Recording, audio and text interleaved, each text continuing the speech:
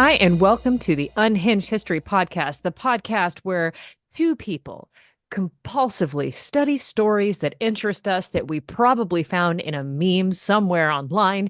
And then, after we have destroyed our husbands' eardrums, come and tell each other the condensed version of that same story. I'm co host number one. My name is Theresa.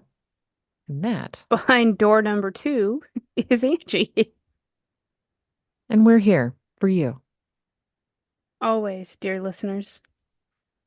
Also, we're getting ready for Bridgerton season 3, so it is dear listener, dear reader I'm here for that. from I here on can out. I can back Right? this. I'm here. Thank you.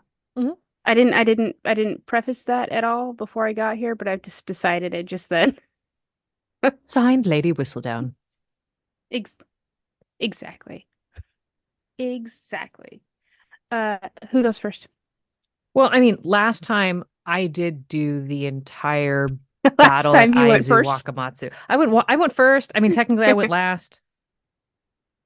Technically, you did the whole thing, and I just happily listened and then regurgitated all that information, or not all of it, but a healthy amount of it to the dinner table that evening. That's good. And it's a good thing you didn't do all of it because when I info dumped on Hubs, his response was you could have skipped the part where your girl, Yuriko Jimbo, did in mother-in-law and child and then Yeah, proceeded into I battle. didn't, And I'm like, I okay, didn't. but she was like, okay, but then and he's like, okay, yeah, I mean, it started in pure white, ended blood red. I'm okay with this. Thanks for not doing it over dinner. It could have been spaghetti. I love spaghetti. This is what we had for dinner last night. I mean, I'm just Facts. thinking, a nice red sauce. But it could have been a steak. But okay, so you are indeed going first because choices. Indeed. Indeed. So what are we playing with? Yes. Okay. I've got here we go.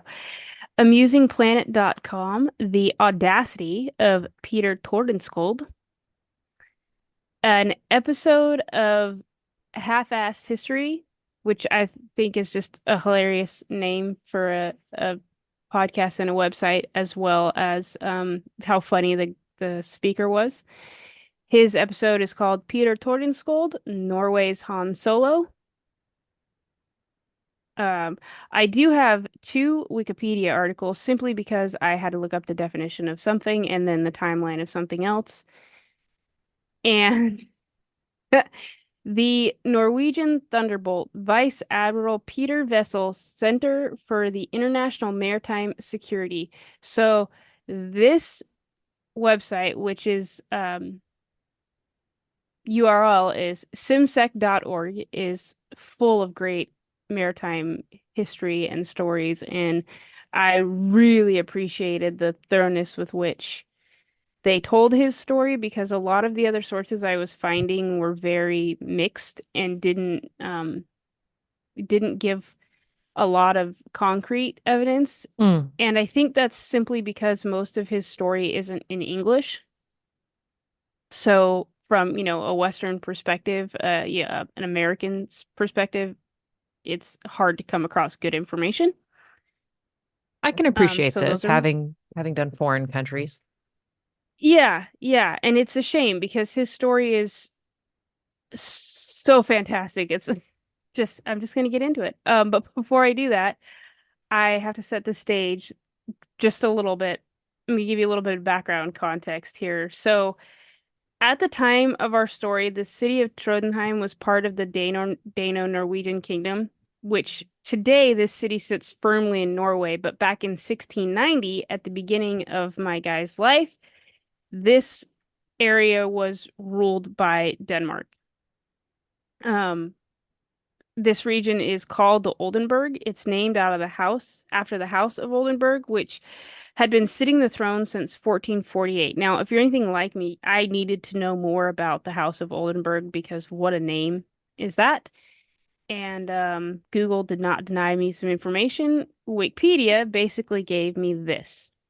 It's an ancient dynasty of German origin whose members rule or have ruled in Denmark, Iceland, Greece, Norway, Russia, Sweden, the UK, Livonia, Schleswig, Holstein, and Oldenburg. The current king of the UK and the king of Norway are agnatic members of this house. Meanwhile, the Agnatic? king of Spain, What is agnatic? from it's from their father's line.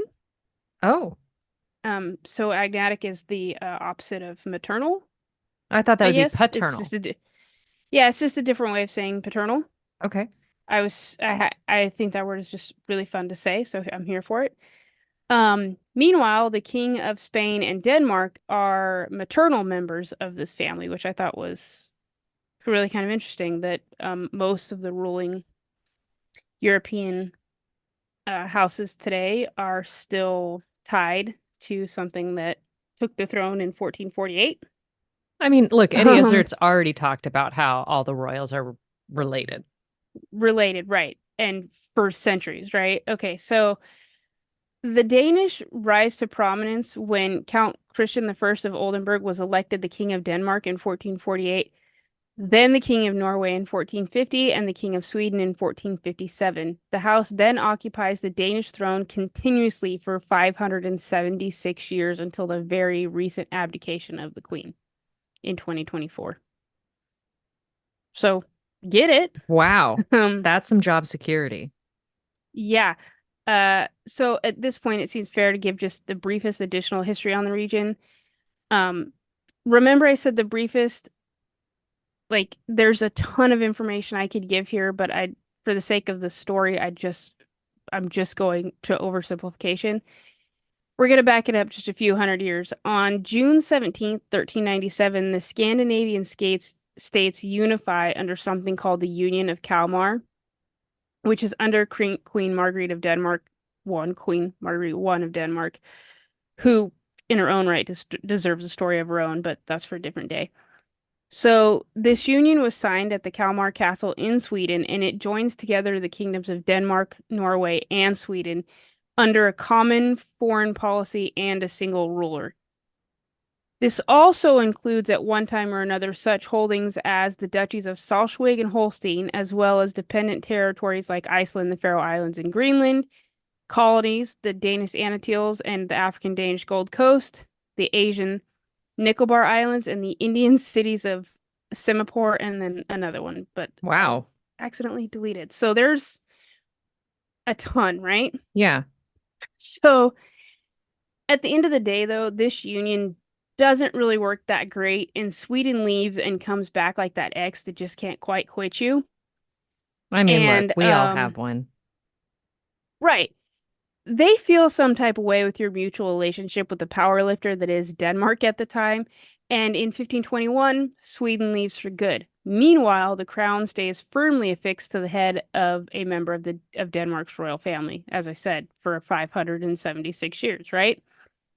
Sweden chooses its own monarch called Gustav Vasa, and then for like the next 100 years, they're involved in all sorts of little wars and skirmishes around the northern region. So we're going to fast forward to the early years of the 17th century. The Swedes and the Danes clash back and forth between 1611 and roughly 1613. They basically both want commercial control of the Baltic, and then they'll meet up again later in the 30 Years' War. Now, you can imagine that this makes for a really awkward and probably very complicated Thanksgiving dinner.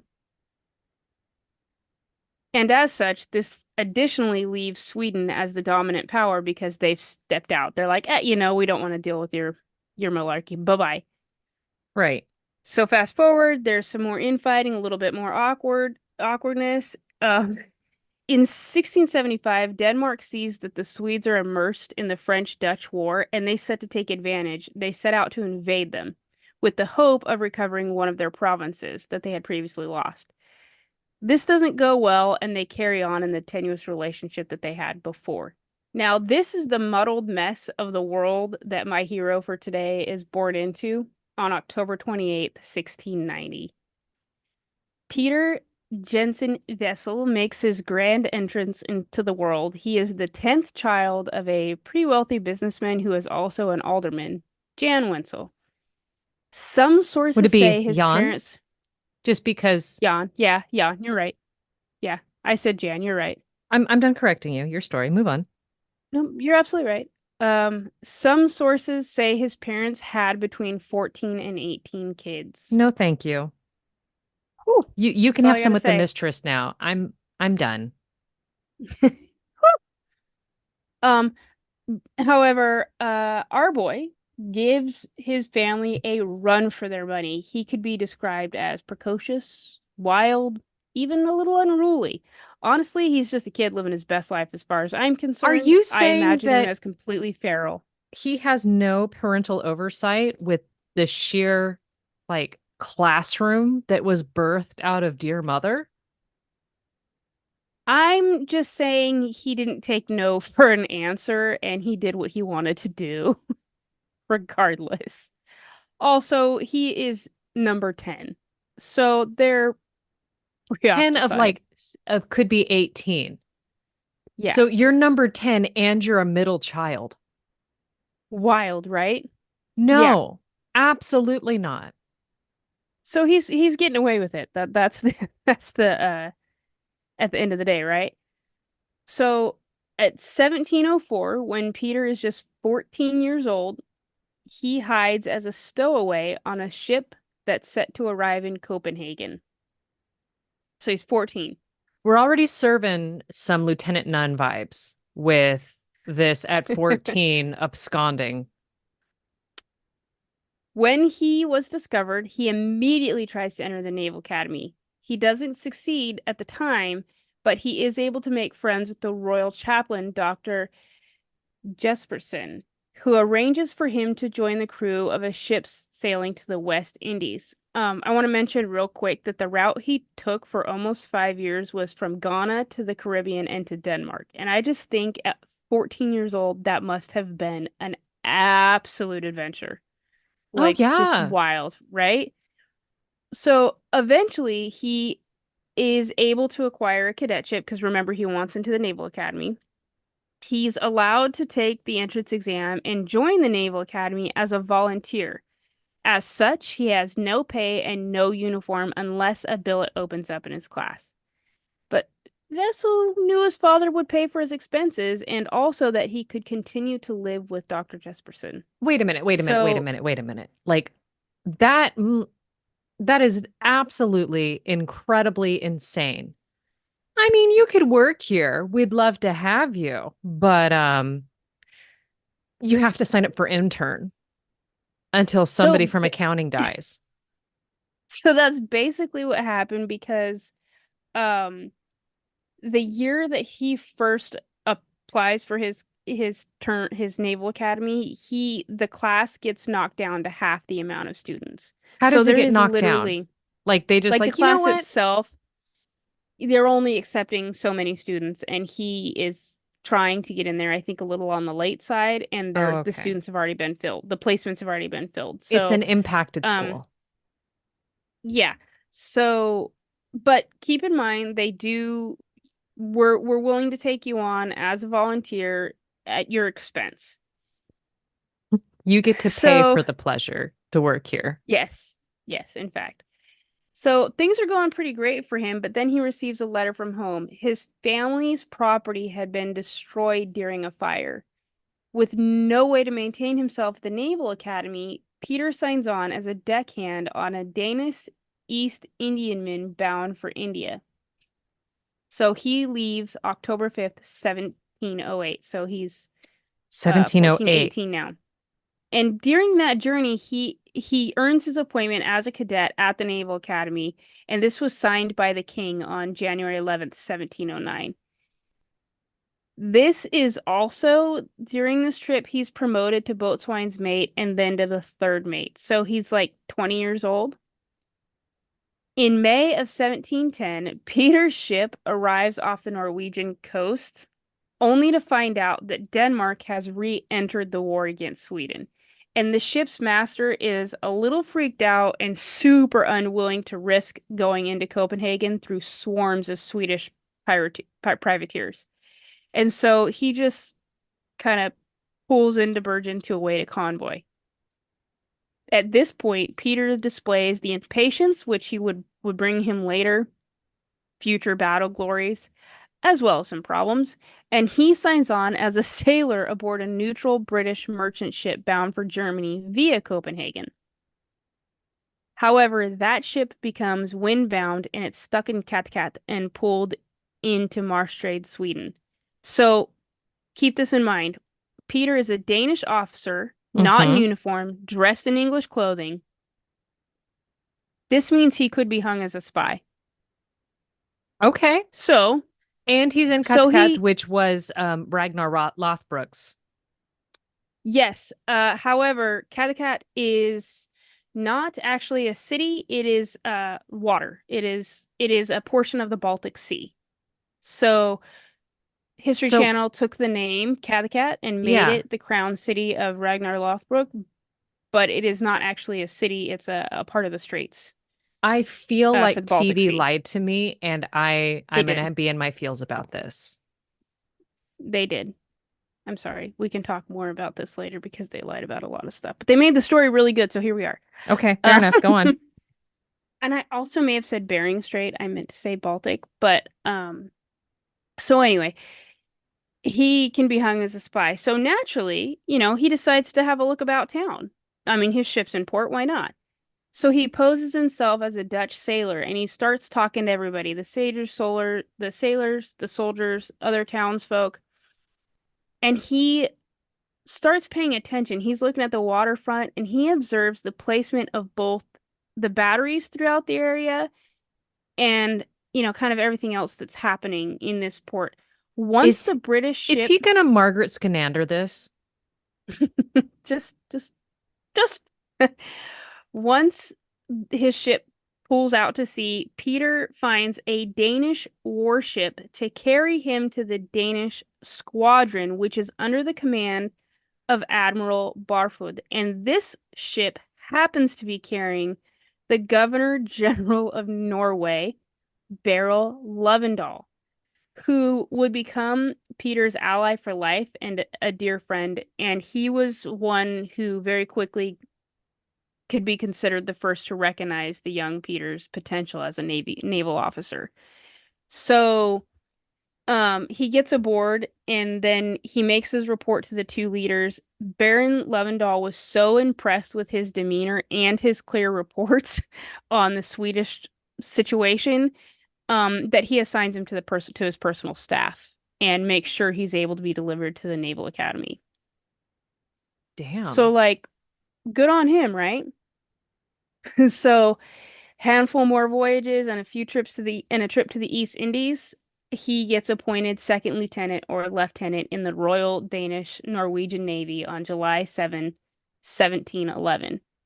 From here, Wait, that's 2 years after the first. Like, mhm, so he's climbing the ranks like it is a hobby of his. uh, y Okay. yes. So from here he serves on the frigate Postalion, and I just to piggyback off what you said, in less than a year, Peter goes from being a naval cadet to the XO of a frigate, and that is so That is some like mediocre white boy growth right there like with a high could connected you? daddy. But in this particular circumstance, Daddy didn't have anything to do with it. It was just his foresight. Like he saw what he needed to see and he talked to who he needed to talk to and they put him in places of power. So I guess if we want to consider Lovendall Daddy number two, then yes. Who's Because your not long daddy? Just after make a that, good daddy. You know, yeah, if you don't have one, a good dad just off the bat that's well connected, store-bought's fine. it's fine. Just add a little flour, call it good, right? So not long after this, Lovendall makes Peter the captain of a four-gun sloop, the Ormen, which he would use to participate in one of the continuous wars that Sweden seemed to always be in. It is worth noting, though, that in 1712, and against the opinion and honestly probably better judgment of the Admiralty, they believed that Wessel was too impulsive, among other things. Lovendal then entrusts him with the 18-gun frigate Lovendal's Gale. Wait a minute. He's not even 25 yet, is he? No, Okay, so not only is he quote unquote impulsive, his damn frontal lobe doesn't even connect to itself yet. correct. Yeah. And he just knows the business he's about, and he becomes a general nuisance to the Swedes. They are trying to run a war, right? So a war takes supplies and men and ships, and he's like slinking about the Baltic Sea and creating all kinds of issues and mischief for them, disrupting supply lines, capturing ships, whatnot. One of his very favorite moves is to hide and wait in the fjords, and then when Swedish ships would pass by, he'd surprise attack them. Because genius. He was known to fly false flags and would attack anything regardless of size. This, coupled with his personality, caused some friction with his own people, and there were a lot that considered him a pirate because of his actions, and that didn't bode well for a lot of these men, But right? like Because piracy. which of these actions wouldn't be considered out of the pirate's handbook? Like I feel like he's just taken their entire playbook and running with it. Truly, I don't disagree with you, and I honestly think a lot of this is jealousy because he is just jumping over people for promotion left and right and not giving a hoot about how that looks, right? Because why? Like he's doing his job. Um and his actions keep the Swedes and their current allies, both the British and the Dutch, super busy. Um he scores some more victories and another promotion, so now he's lieutenant captain. And it's about this time that the Swedes are literally up to their eyeballs in frustration over this guy, and they put a bounty on his head. Um, well, he's not scared, and he just goes about doing his business and continues to evade capture, and the bounty is never collected. After some time passes, he sends a letter to the governor of Gothenburg, politely reminding him that his bounty is still out and he has yet to be captured. And he goes on saying something to the effect of, well, if you're gonna do it right and send me a proper warship to like come chase me down. One of my other sources said that he basically says, look, if you can't do it, I'll do it. Send me a ship and I'll collect the bounty myself. I like this, honestly. Right? Like that is a I ballsy ass move. he, chef's kiss in the whole confidence, like he walked in like he owned the room. Here we go, right? And as you can imagine, this thoroughly enrages the Swedish governor, and he does just about the most Canadian thing ever. He sends a letter of complaint to the Danish Admiralty regarding the conduct of this sailor. And Denmark's like, yeah, we know. And they just go about their business because what are you gonna do?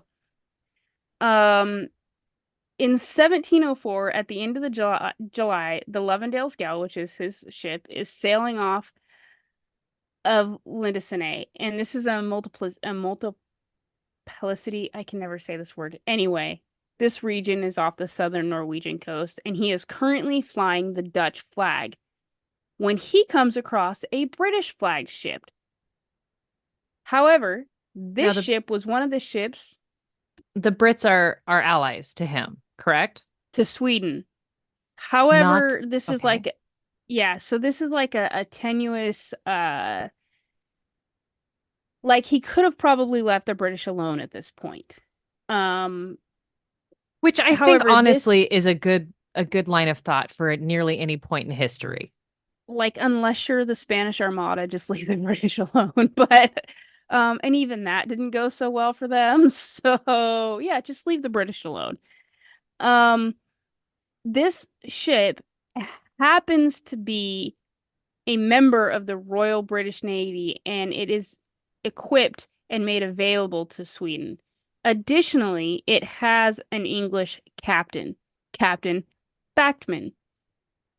However, they are technically both flying false flags.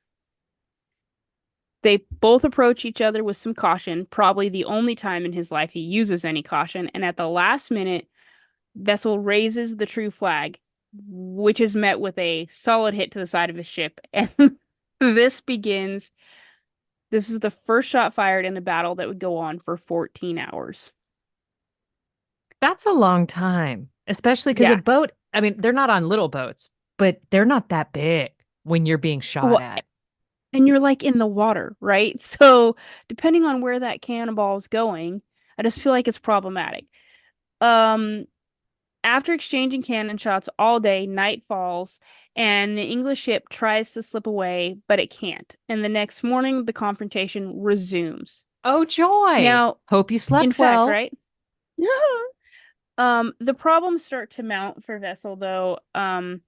He was way more aggressive in his attacks, and the ship is now running out of gunpowder. So he does the most unhinged, full of panache thing ever. And he lowers a boat, sends it up with a white flag. The Englishman totally thinks this is going to be a negotiation to surrender, but he was stunned when he finds out the true purpose of this ship. Just to get them in close so he could sink them. No. His emissary delivers a note basically stating that the only reason he's not continuing the action of the fight is because he is out of ammunition, Does he not ask for cowardice. more? So he asks for more to continue the fight. I have heard literally only that about this man. Uh-huh. And the English captain declines, of course. And this ends the fight. The two captains then toast each other, exchange compliments and pleasantries, take stock of their ship, and sail away from each other as if they just had tea for the afternoon. No, no, my boy, I'm afraid we're running out of gunpowder, but I say, got a nice Cabernet that Look you at what might you've done to really my mast. appreciate. Oh, goodness grief, I can see right into your barracks. Your boys must be very air conditioned. Are they chilly? Like, We'll send some blankets. Is this that is an I extra ham hock we could borrow? that's exactly what I am imagining as has happened. However, Peter would write two dispatches that day to two different people. One to General Hoseman, who is now in charge of the Danish forces in Norway, and to the other, King Frederick in Denmark. From the general, he receives a hearty congratulations. And from Denmark, he receives a court martial. I mean, look, somebody's gotta do it. You know, Right? Right. So basically the gist is this. He gets court-martialed because he's accused of revealing information to the enemy about his precarious situation and of putting a crown ship at risk by attacking a better armed adversary. However, he was acquitted less than a month after the proceedings when he successfully argued for himself, by the way, he was his own defense, an obscure this is the only section, time this has worked. right? An Normally, they're created obscure, madman and put. Sorry, yeah, you're right. You're absolutely right. Um, he probably could have been noted as a madman. Basically, he cites an obscure section of the Danish Naval Code which mandated that if an enemy ship is fleeing, he has to attack no matter the side. So there you go. Um, After he was acquitted, Wessel went to the king and asked for promotion because that's exactly what you do after getting your hand slapped and get in trouble. that's never worked out for me. Yeah, me either. He was promoted to captain at this point. I need to try this again, even though it's Right? failed so well in the past. Right. For the sake of time, he continues to fatten up his list of casualties against the Swedes. He uh captures a rear admiral, which was served as the advisor to King Charles VII of Sweden. He captures another frigate and steals it and well, I don't know if you consider it stealing it. After he captures it, he renames it and places it under his command. And in 1716, so 26 years old, when the war is over, he is knighted and given the nickname Tordenskjold, which is the name he goes by since that point, which literally means shield of thunder, All right. right? But he doesn't retire to the country and raise a family like you think he would. Actually, Instead, no, he's that's still 26. Like this man has more testosterone coursing through his veins, you know? then a whole fleet of others. Right. Yeah. Um, that same year, Sweden returns to its old ways and they try to invade Norway. And they lay siege to the fortress of Frederiksskjold by surprise. So the local population of this area, they set fire to their own houses and they take refuge behind the city walls, leaving the attackers unable to feed themselves on the ground and having to wait for a supply fleet sent from Gothenburg. When the fleet arrives, they anchor in the Deilekan Fjord, which and a small squadron made up of two frigates and five smaller ships suddenly appears. It destroys some 30 enemy units with almost no casualties. The man in Damn. charge, my guy, Tordenskjold, of course, he lifts the siege and is promoted again to commander. At this point, he assumes the command of the Kattegat squadron. But remember, given his, you know, meteoric rise, he's got some enemies, right? Um, What? Him? No. How could I it know, be? wild. And one of them is his direct superior, Admiral Christian Carl Gable. At the Uh, beginning, this next paragraph is just a direct quote from actually the last Wikipedia article that I mentioned because I just didn't fully understand this, and they did a great job of making it so it was a little bit more understandable. At the beginning of 1770, to destroy the Swedish Gothenburg squadron, which interrupted the communications between Denmark and Norway, owning to the disloyalty of certain members of his officers who had resented serving under the young adventurer, Tordenskjold failed to do all that was expected of him.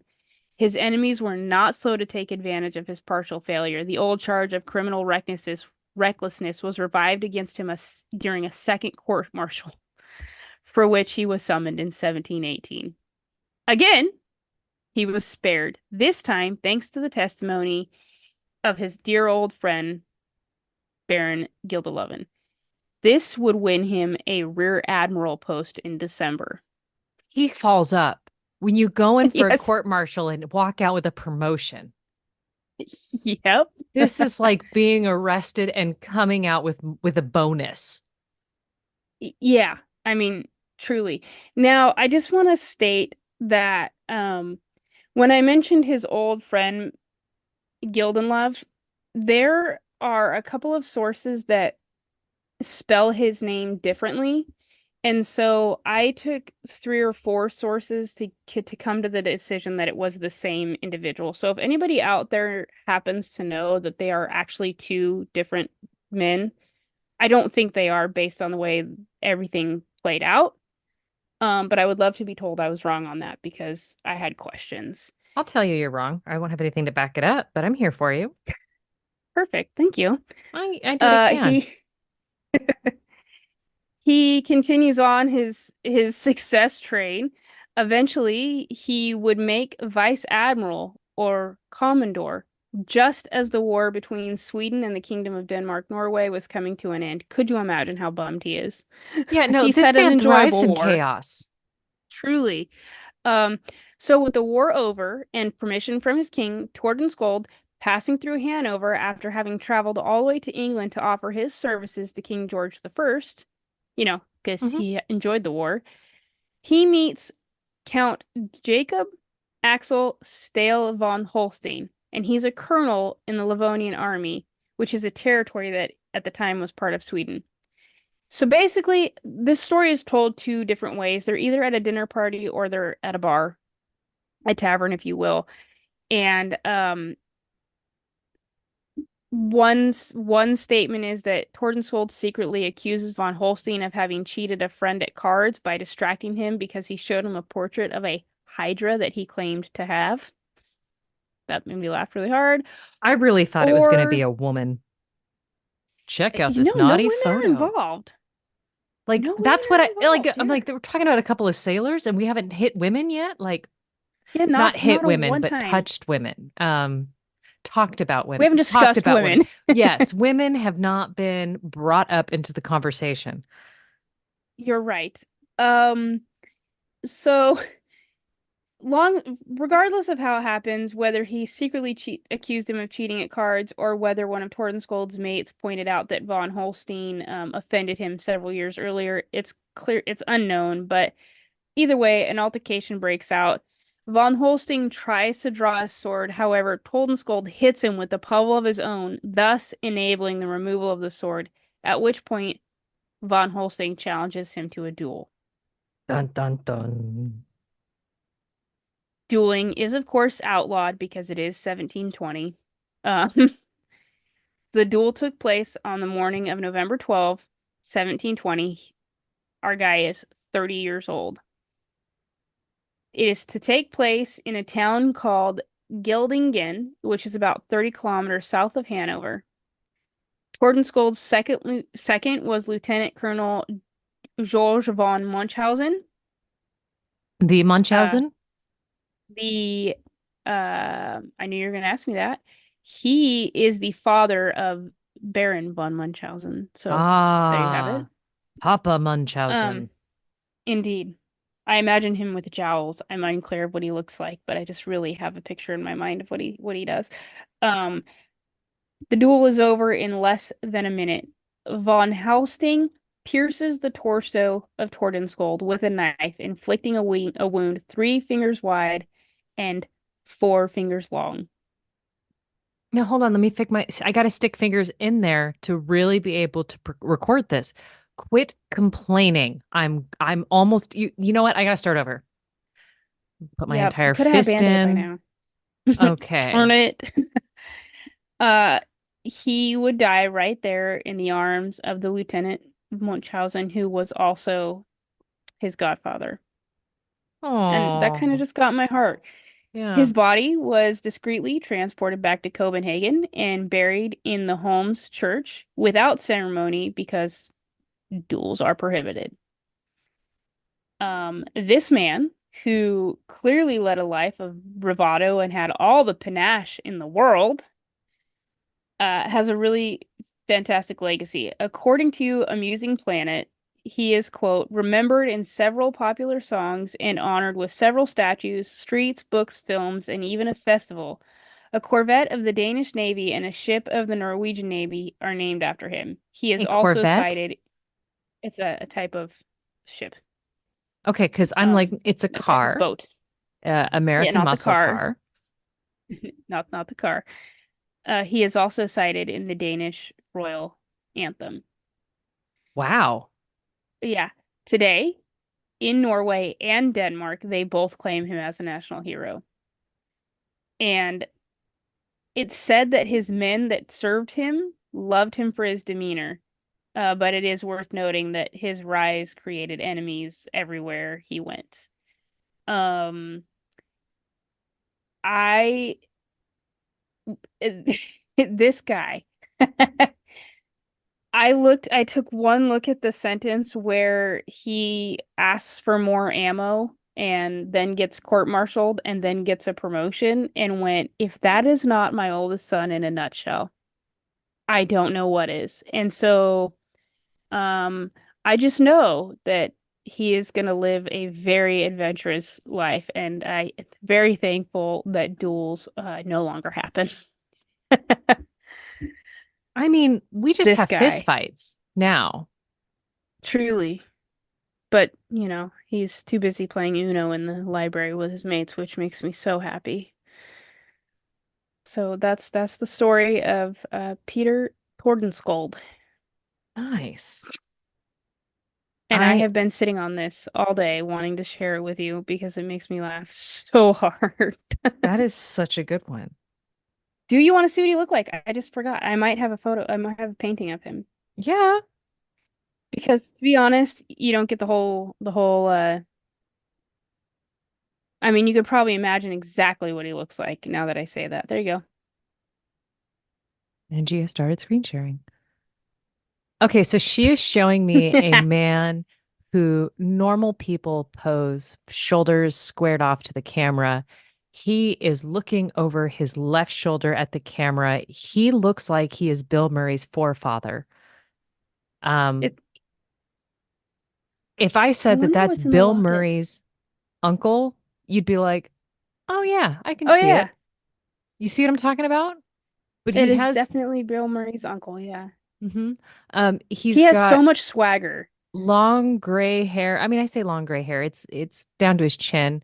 A very velvet coat with lots of frills and kerfuffle. And I say kerfuffle only because I know his lifestyle, and I feel like the only way to describe ruffle is to rename it with the verb. Um, Truly. but the look on his face is bored bemusement. I believe in my very mind that he is looking at the artist painting him, thinking to himself, "You peasant, silly peasant." Yeah, I mean, Like kind of, yeah. it just arrogance, but that kind of lovable arrogance all He's over him. he's an asshole, but he's our asshole. Yes, 100%. Yes. And every time I find a character like him, I just think to myself, how would they interact with the rest of our characters that we've talked about? And You like a-holes. That's what I I'm do. uncovering. Just true. It's true. So why did you marry I such want a to be good man? entertained. Um, Because normally you find the good guy like husband number three. I guess I had the forethought to know that I am entertained by them, but would probably because in our world I'm the a-hole, right? So What? I No, no, no, would no, be Angie. entertained, but would Angie, want to smack them. Angie, you love everybody. In I Ian and I's world. okay. No, and let me clarify this. I love people that are dead. Um, there's only like 10 people that I'm fond of alive. And they All right. rotate. You So homicidal says my boss maniac. anyway. I should preface, have been dead for several hundred years. You're just holding a knife. I'll love you later. Oh, I'm gonna make a really great Valentine's for Ian now. Thank you.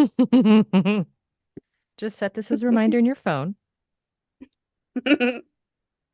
See, I just tell Hubs that Sometimes, death is the only way out. truly, you're not wrong. Did I steal all our time, or do you still have time? No, I we hope I got didn't time. steal all our time. No, we Okay. got time. So I went through and I pulled a Nice. forgotten story.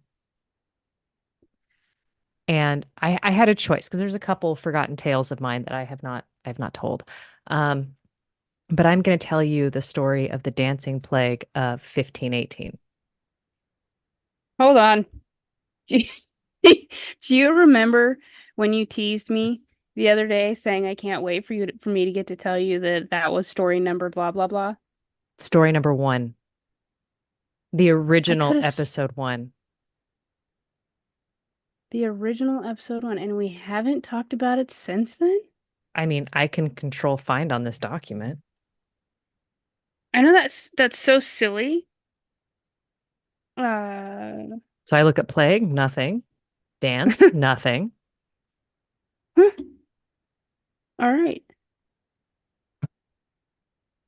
Oh, ye You of little can faith. Like I wouldn't have the cojones to research that I had done this or not. It does seem really strange because this is a video that does pretty well on TikTok. But my sources, You know Britannica.com. what? That's What? probably what it is. Yeah. I watched the TikTok recently. I'm sorry. No, it's Guys, I fine. Call am me a the liar to my asshole. face. I'm I sorry. prefer that versus the I, alternative. I wasn't calling you a liar to your face. I was resurfacing a text you sent me about how you knew one day I was going to tell a story I've already told.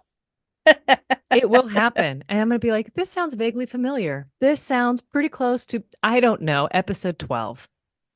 I was just sincerely hoping that it happened on your end first. Nope, not on my watch. Damn Not it. today. Not today, Satan. Okay, so history.com has an article on it. Medical News Today has a fun article. Publicdomainreview.org, they've got a decent one. But I'm going to take you all the way back, and I love exact dates, especially when I can say the year was 1518. The day, July 14th. I love that you have it down to the To the day. day. So To I'm the day. bringing you back to the city of Strasbourg, which was a part of the Holy Roman Empire. So we've talked quite a bit about Frederick III and how he was the Holy Roman Emperor. We kind of touched base on this for, when we brought up Pope Pius II. So this realm, this land, this time, This is our bread and butter. we go back there quite often, don't we? So, but right We now, do, yeah. this is modern day France. Okay. Now, this is the feudal system. So we've got lords and ladies, and they're ruling over the peasantry. They are the ones that help hold structure and basically are the government. Um, there's Hmm. no real sanitation because again, 1518 germ theory doesn't kick off until the mid 1800s, and we know we're still struggling with that one. So nobody cares. What? Are you Look, serious? I mean, if we have to have signs everywhere that say employees must wash their hands before returning to work, and they're posted in bathrooms. Or we have to have songs like it takes you the happy birthday song to wash your hands. I, I don't see this as a problem, Teresa. But just know that all of the drinking water is contaminated. Hmm. Okay. Like you pretty much want to drink beer. You want to go to church to talk to the friars, to get your beer so that you can drink beer that has been processed so that you're not drinking the fecal The matter water. from ducks. You're So just on fire with giving me things that make me want to puke a little bit today. 10 for points to my you. next trick, so we're gonna zoom in as we're, narrowing the aperture here. A woman named Miss Trophea. She's called Frau Trophea in a lot of things, but look, I know enough German to know that Frau is basically ma'am or Mrs. or madam. So I'm just gonna go to Miss Trophea. I'm not going to perpetuate the Frau. So Facts. if her first name really was Frau, my apologies. But I'm assuming she is just assuming husband's surname and carrying on with life.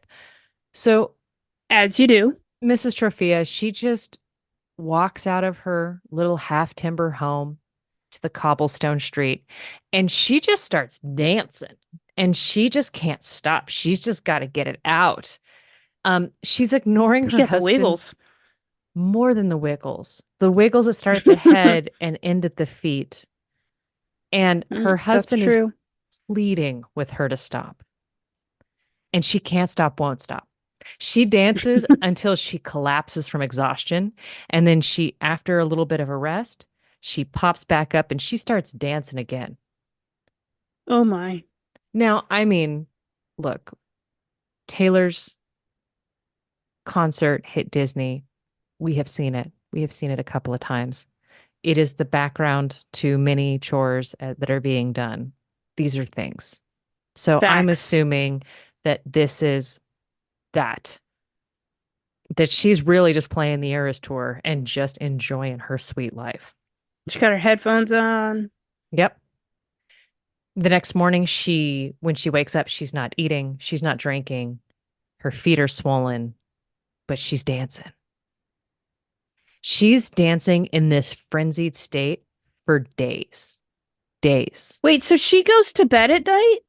She falls down asleep, Oh, okay. like I'm an idiot. I dances gotcha. until she drops. And then she's like, oh, that was a great panic sleep. Let's do it again. Right. Okay. For some reason in my mind, when you said she takes a rest and she pops back up, I took that as like she takes a breather Dabs her and then she brow, keeps looks dancing. at her Yeah. dance card again.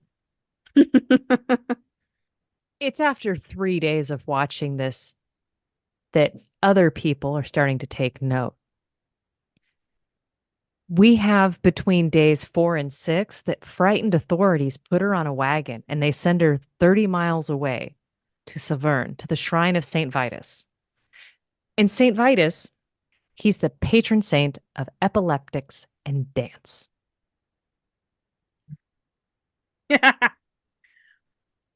Great.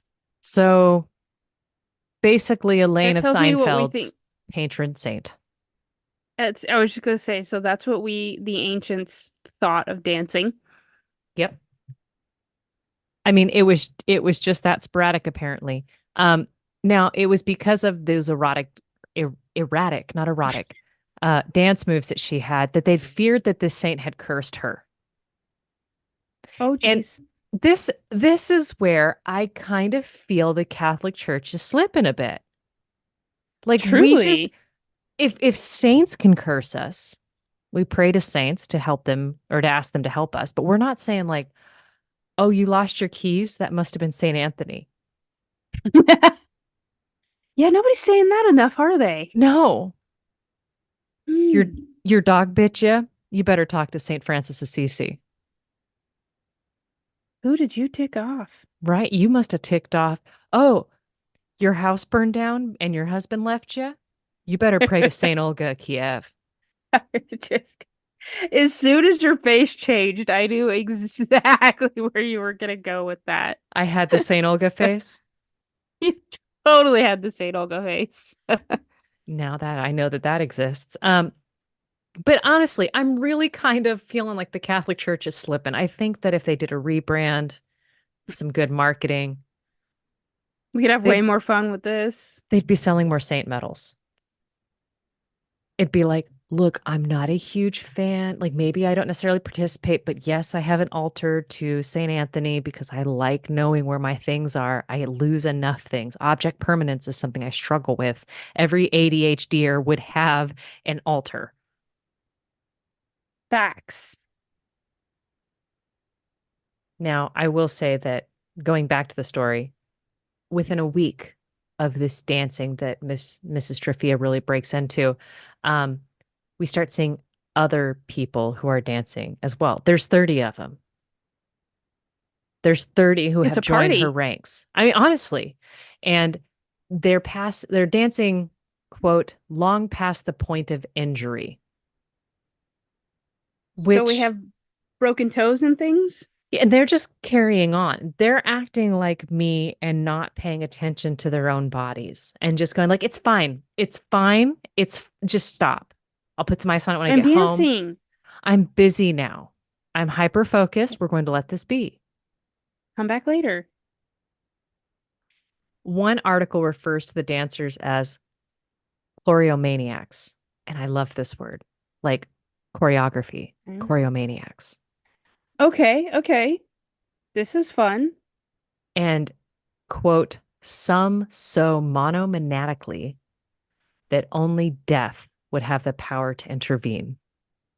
Yes, I Angie, just your hand I was raised. just I realized that I did that visually, but Yeah. no, Yeah. no. If I just started dancing and my husband came to me in the street and said, "Darling, it appears that you need a few days rest," I would cease dancing and not leave my bed for 3 days. I think we're all just looking for an excuse to stay in bed. Facts. But Miss Trafina and her friends are I just got to have missed the dance it mark. out. You just don't even Yeah. get me. We're here. I We've got imagine to she's in that like 80s, unitard do do with do do do yeah, do do. flash dance. Mm-hmm. I'm glad that that translated to you because I was afraid that that song didn't make sense to anybody else outside of my own noodle. I got you. But okay, so in my notes, I included a sidebar for myself that like I went to college at a religious school for my undergraduate, and they they didn't believe in dancing. They knew it existed, of course. They recognized its presence in the world, but they believed that sex led to dancing. And so if you saw Not the other people, way around? no, no, if you saw dancing, it was um, a visual cue that sex has already taken place. You don't want to get that Oh, close to somebody to dance unless you've already. Hmm. I didn't know that. That's wild. And now, Usually it's the other way around. we also have to think about this, that this was in Strasbourg, Strasbourg with the Strasbourg door, with, you have Martin Luther. So, like, so Right. I'm looking at this going, there had to be at least a couple Mennonites running around,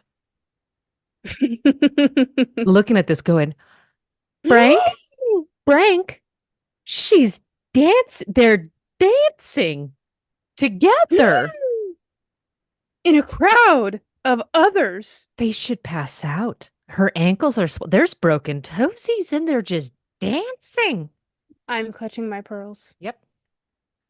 So honestly, I imagine at least that the handful of Mennonites are just losing their ever loving mind because this is a carnal display, if there ever is one. This was their MTV of the time. Back when MTV was good. I realized that none of the art, as an elder millennial, I recognize that that was a joke that most people are not going to get. And I am deeply saddened and offended on your behalf. I cannot believe that my age has crept out of my mouth yet again. It's not your fault that MTV changed their patterns. I remember it being pure. And good. And I remember watching the change. And I was like, I was cool And with Real World, devastated. but it Hmm. just shifted. And then we had TRL, and I was okay with that because it was I still loved very music TRL. based. Carson Daly. Hmm. Hmm. Every day. Hmm. Now, okay, so back to the story. The religious leaders, the just leaders in general of the city, they didn't necessarily follow the Mennonite thought processes that this is an outbreak of sex. Maybe we should treat them all for genital warts. They thought that maybe they just need to dance it out. Just follow this road to fruition. Just go all the way down. So they're like, we just need more dancing because this is obviously Saint Vitus being vengeful. And if we I have, sincerely, I'm so sorry to interrupt you. I yeah, no, sincerely thought you were going to say we just need more cowbell. I this is almost fell out of my basically chair. what this is. I mean, this is the more cowbell thing. They're like, obviously, he's Saint Vitus is pissed. He's vengeful. So just, we'll get you more shoelaces for them Cowbell. dancing shoes. Mm-hmm. The civic leaders, they bring in the Guild of Doctors, and the doctors are like, well, we're facing a natural disease from overheated blood.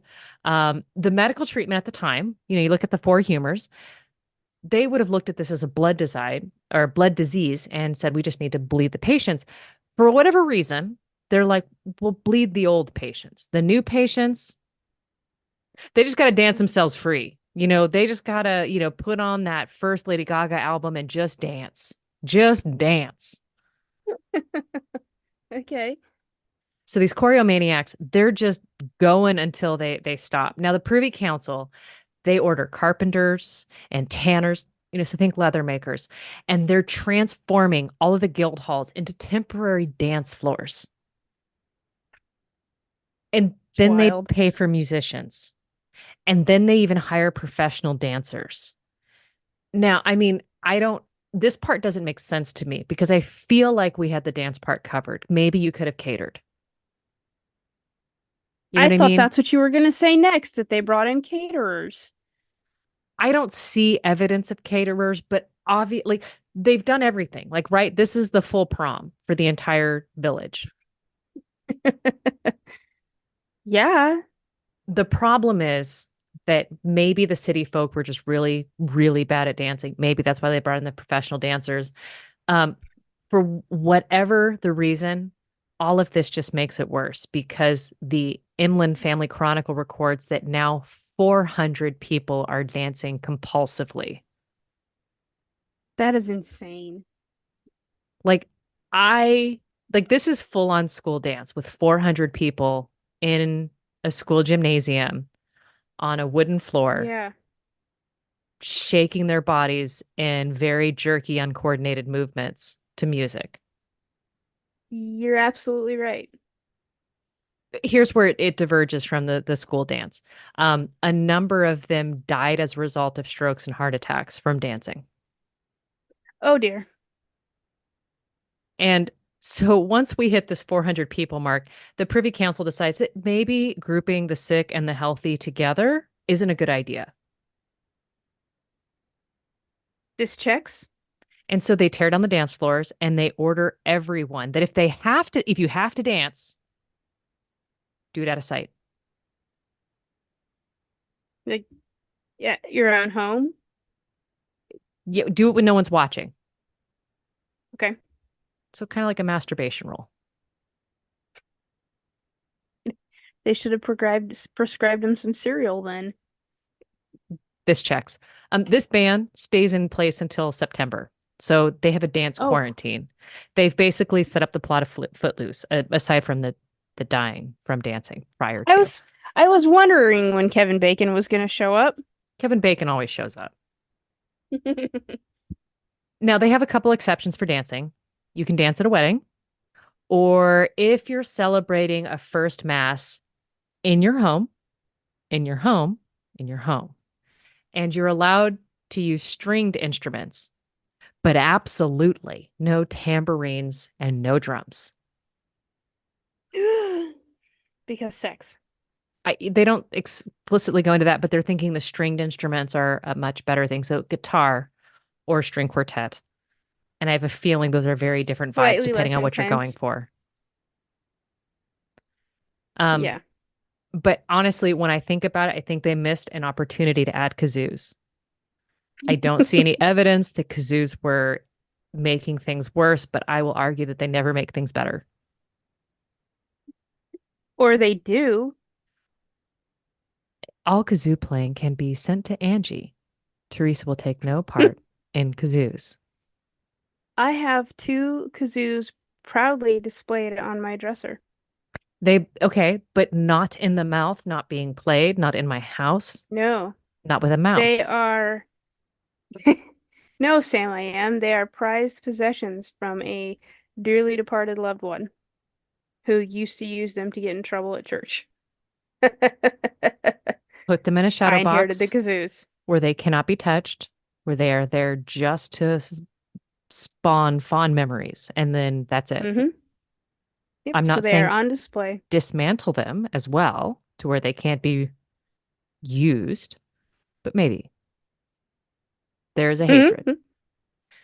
Now, when we look at the people who are hit with the dancing plague, the worst among them, they're taken Mrs. Tropea style all the way to the shrine of St. Vitus. Um, they say the priests place the choreomaniacs still thrashing about like landed fish under the wooden carving of Vitus. They give them small crosses and they give them red shoes and they sprinkle them with holy water. Do you know why they do the red shoes? I was going to ask. So, so Saint Vitus, he's the priest of epileptics and dancers, and is portrayed in red shoes. You're Because his covering feet your got cut face. off. No, no, his feet don't get cut off. He Okay. gets dunked in boiling oil, and his body, in Yeah, yeah, yeah. response, does the thing. And they're like, hey, he should be the patron saint of dancing. I This checks. mean, look, the Catholic Church is funny in their own right, right? Like they have a very dark humor, but there's parts of it I can back. I can get behind some of it. Truly.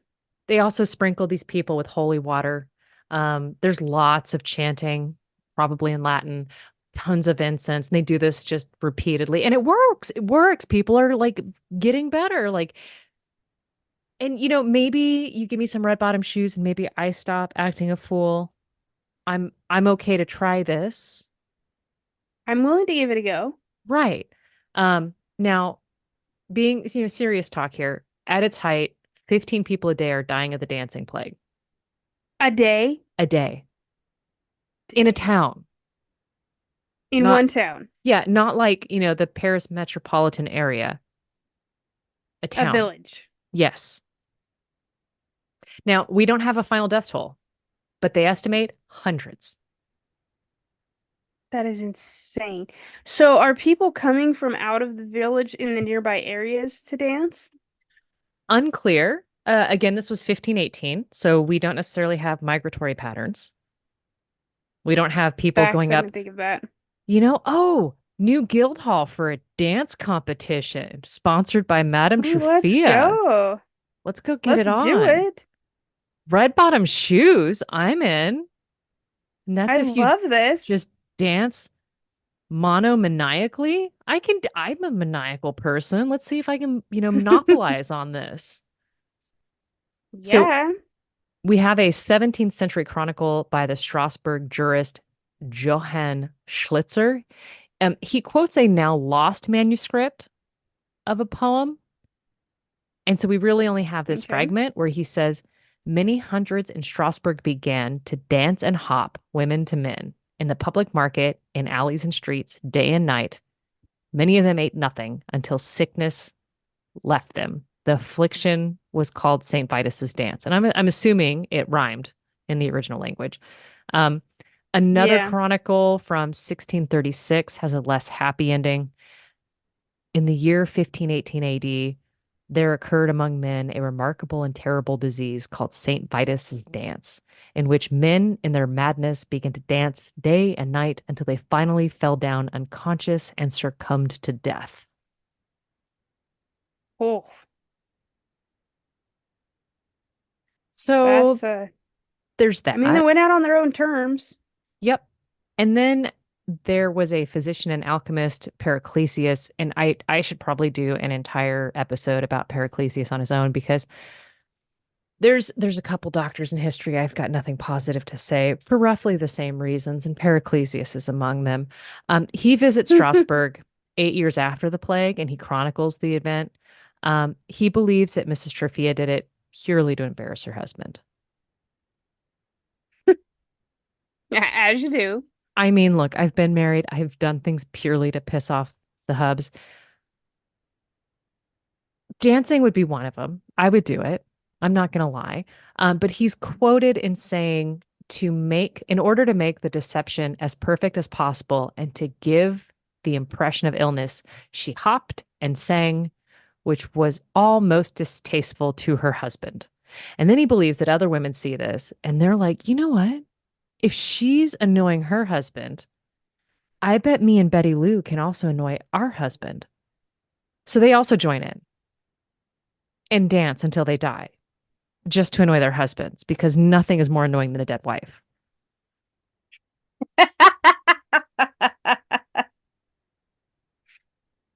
Title. I do what I can.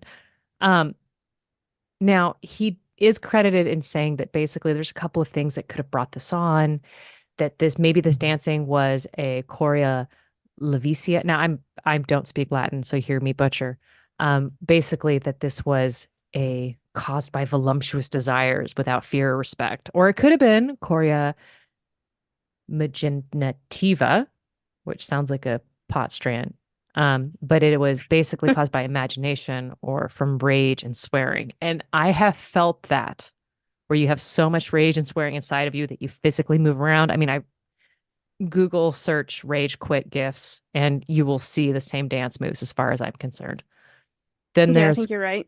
chorea naturalis, which is basically a milder form caused by corporeal causes, whatever those are. So the occurrence of the dancing plague that we have from 1518, it's not the only one that kicks off in this region. In fact, we have dancing plagues that start as early as 1374. That is insane to me. Hmm. But then like I think about the time with the flappers and the Charleston and they would dance until exhaustion set in as well. It's just my brain can't wrap around doing a physical gesture like that for so long that you just fall asleep. Yeah, I just like naps too much when I'm honest. Fair, me too. The only thing that really separates the plague of 1518 from the others is that this is just the most documented and likely the most fatal. We do have some reasons for this, some of which were thought of at the time, some of which maybe are more modern thoughts. We'll play guess and check, and you can tell me which ones you think are oldies and goodies and which ones are probably newer. Demonic possession or a curse. Could be both. I mean, given that I would have thought demonic possession, they're like curse of a saint. I Mm-hmm. feel like we now don't know who we're playing with. Um, Overheated blood. Oldie. Uh, People baked bread with rye flour that was maybe old, slightly moldy, maybe contaminated with ergot, and then ate it. Ah, the whole Salem witch trials thing, huh? Yeah, the whole ergot poisoning. Because ergot's related to LSD, and we do know that Who the are they region, dancing with in their visions? very true. Now, we do know the region had cold and wet winters or damp springs, and the fungus could grow in the grain from the previous harvest. And then by summer, any bread baked with that would be toxic. And then ergot poisoning, I don't know if you know this, is also referred to as St. Anthony's fire. So different saints. So maybe two saints got involved in this one.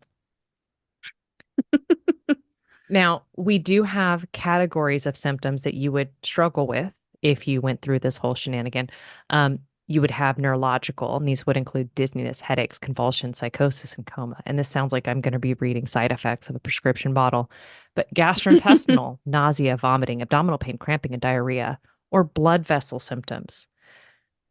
Vasospasms, constricted blood vessels for prolonged periods in time in kidneys, neck, retina, and heart. 60 to 70% affected people in the legs and the feet. You could do commercials. I really have this whole podcast has taught me that I have missed several callings. My moral compass is too strong to be a con artist. I could be proficient in that. I could do voiceover work. Like, Hey, you still have time. I'm not dead yet. I'm just Exactly. 40. Exactly. That should be the t-shirt. I'm not dead yet. I'm just 40.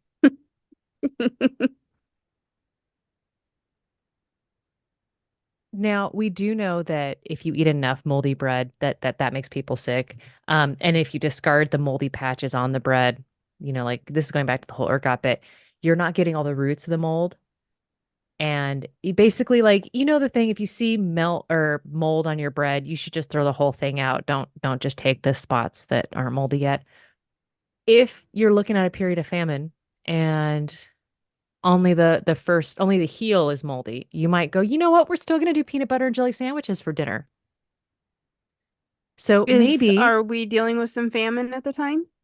look, this is whole periods of famine, right? This was 1518. This wasn't exactly food I guess that's security at true. its strongest. Yeah, that's true. And then we also know that there's no antidote for ergot poisoning. You're only able to kind of treat the symptoms. Then another kind of possibility about what we could be playing with is a mass psychogenic disorder due to high stress and local fears. And there's a I would book, peg that one. right? Probably because you heard this story in the original episode one. Um, Actually, I was thinking I would peg it because I was thinking of Salem and like just mass hysteria in general and how and that how it works. wasn't ergot poisoning, despite what we might want to believe, because that theory was actually disproved by medical professionals 6 months after it was presented. But if you go on a damn tour, they're still going to tell you it's ergot poisoning. Yeah, exactly. But I it's have just mass feels. hysteria works so beautifully. It's never ergot poisoning. Just stop blaming it. Ergot tries so hard. It's never getting the Never justification, it. the highlights it deserves. So there's a dude named John Waller. He's an American medical historian. He has a book that was published in 2009, A Time to Dance, A Time to Die. Brilliant name. Oh, how macabre. And he's like, yeah, of course, ergot can cause convulsions and hallucinations, but it restricts the blood vessels to the extremities. Remember 60 to 70% in the legs and feet. So Hmm. if you're poisoned by ergot with that constriction in your hand and your feet and legs, you're not going to be able to dance several days in a row. Like you're not getting the blood flow. It's just not happening. So Now, sitting, you're sitting, this sitting dance, the chair hmm dance, the if I'm you will. stuck in Yes. traffic and I'm putting on a show for everybody on I-5 dance. Yeah. Right. hmm Now, he identifies that every dancing plague between 1374 and 1518 happens close to Strasbourg. So it's a Oh, regional okay. thing. And he identifies that there's a series of bad harvests that lead into famines, that there's political instability. Our boy Frederick III, the Holy Roman Emperor, isn't quite making things super comfy. Um, there's smallpox. And then I I feel really remiss bringing this up, but there's syphilis. Um, Yes. It's always syphilis. it's never ergot, it's always syphilis. Always syphilis. Always. Do not feel remiss. We have to figure out how to work syphilis into every episode at least once. I'm doing the Lord's work. And then there's a local belief that those who danced are cursed by Saint Vitus, the patron saint of the epileptics. With whom they were tractored or carted Carted off off to this his shrine. to Yeah. right. Okay, got it. 30 miles, which in 18 or 1518 was basically a world. They're taken to the surface of Mars for this shrine and sprinkled with holy water Yeah. and chanted in Latin. Um, Now, in cultures around the world, we have people who enter trances during ceremonies or they can do it involuntarily during stress. And when they enter this state, they're not as susceptible to pain or exhaustion. They just kind of zone out and they just do the thing. Okay. Waller describes this as a psychic contagion. And he draws a parallel. There's a laughing epidemic that engulfs the region of modern day Tanzania. And in 1963, it was a very rough time in this post colonial era. There's a couple of Okay. girls at a local mission. They get a case of the giggles. As you do. Look, young girls are going to giggle. We just can't help it. It's what we do. You host a sleepover with young girls. Y These are the giggle. things. Yeah. Get earplugs, Mm-hmm. do your thing. Now, so the girls get the giggle, then their friends follow suit, and then two-thirds of the pupil are laughing and crying so uncontrollably that the whole school is shut down. And once the girls get home, the pupils infected their family, and soon the whole village is consumed in hysterics. Okay. And I'm just thinking of the great ab workout that is. oh my gosh, you know the times when it hurts so bad and you're like, please stop, please stop, please stop. I hurt so bad. Like I haven't done an ab Mm-hmm. routine in 3 years. And it was an accident when Mm-hmm. I did it. This is an accident as it's happening. I'm done. Yep. Now, for the dancing or the laughing contagion, doctors record several hundred cases and they're lasting about a week on average. So you're laughing for a week. Cool. I'd stop And then laughing. you get to sleep? I would hope. I mean, maybe you fall asleep and then you wake up giggling and then this continues. Um, but it is just fascinating to know that that is, kind of how he looks at it. He's like, look, it was just a psychic contagion. It was, a folie à deux is like a shared hallucination between two people, but this would be like obviously much bigger. But that makes more sense to me. Now, I do have some photos that I found that I will share because reasons from the lap, not from the lap, from the dancing plague. Here's the Oh, first one. my. I'm just going to start off by saying they all have terrible haircuts. Mhm. There's not a good barber in this town for this woodcut at all. And the author There's clearly one, doesn't two. know what women look like. He's drawn them from He's probably memory never while seen looking one. in a barracks. Truly, there's one, two, three, four, six people kind of mingled together dancing, and one of them on the far left is a woman who's being held up by two men, and her head is turned towards the sky, but everything in their position looks totally unnatural. And her neck is the width of a milk jug. Truly. Yeah. And Um, there's no breasts. It is just a linebacker in a they're all linebackers. in a Yeah. gown. Yeah, it's he had one body type to work with, and that dude's name was Broseph. And Broseph stayed for the entire portraiture because everybody in this, because in the background, there's like a cute little bridge and what looks to be a gentleman sitting under the bridge enjoying his day. Every one of them, they all look the same. They all look the exact same. So Broseph modeled for every single human in this entire image. And then we have this one Ugh. here, yet another charming depiction of the feminine body. But at least their faces kind of change in this image. There's two men on either side of two women holding them up while they dance. This definitely gives I did it to piss my husband off. Yeah, because the woman in the front being looked at while the men are deeply concerned, she is mid yodel. Facts. The woman in the back is questioning what's happening, but she doesn't disagree. She's like, I kind of didn't just want to do any more laundry, but I don't know if I'm as committed to the yodel. Maybe I could just stand back here and be quiet with this gentleman who's got the wind blowing through his hair. Yeah, I mean, that man looks like his hair was borrowed by a porcupine, I was just thinking that. It looks right? like he's wearing a porcupine. You're right. Hmm. Yeah.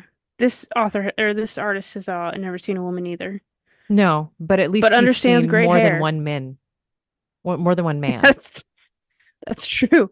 You're right about that. Yep. They're oh gosh. Do you have more? No, that is literally it. But that is the story of the dancing plague of 1518. I love this story. Please tell it every week. Or at least again so I can accuse you a second time. Of telling a story you've already heard and recorded and shared Yeah. with listeners. Yeah. I'm 100% sure now, though, that the reason I thought of it being more recent is because I just recently, like in the last 2 weeks, watched your TikTok about it. And that's why it really bothered me that it hadn't posted for the podcast because I tried so hard to make those line up and it just didn't. It just went over like a fart in church Or a hiccup. or a My dance youngest in a got the hiccup. Mennonite church. Oh, oh. You think they dance in secret? Depends on the Mennonite. Again, went to a Mennonite Oh, school. I know the secrets. I know where the bodies are buried. I know where the tap shoes are. oh. I know. I said it. Shots fired. That is a challenge. But if you have appreciated these stories, if you're like, I need more Norwegian hand solos, I need more dancing plagues, break it out. I want to see it all. Give me your unhinged history. Rate, review, subscribe, share us with your favorite yodeler or Han Solo of the country of your choice. And on that note, goodbye. Goodbye.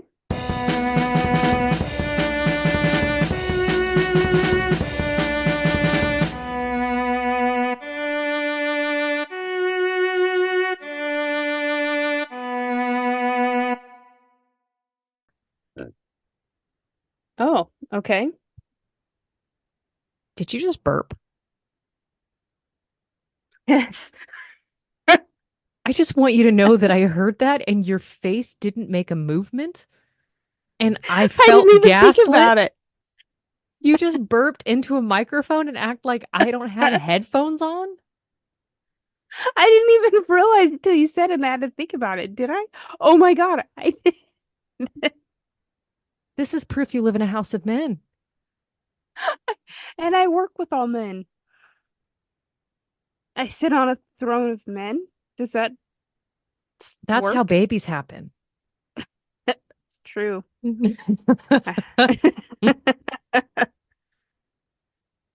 You could just delete that whole part. Or live your best Or life, isolate whatever. it.